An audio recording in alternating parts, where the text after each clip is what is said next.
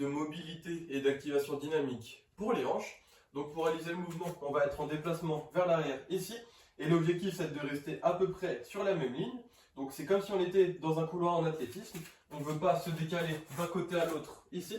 On essaie vraiment de rester sur la même ligne. Et l'objectif avec cette contrainte-là, ça va être d'enchaîner ici les pas d'un côté à l'autre, en tournant bien les hanches et en essayant de garder au maximum les épaules orientées vers l'avant.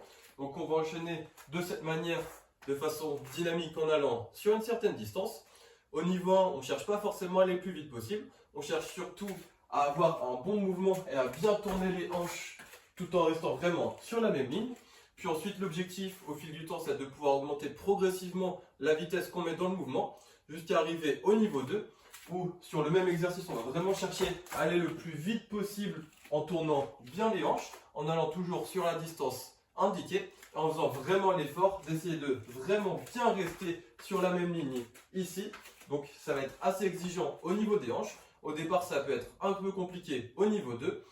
Mais du coup, ça va être l'objectif de l'exercice de vraiment faire l'effort au maximum, de mobiliser les hanches le plus possible pour bien réaliser l'exercice et avoir des bonnes sensations.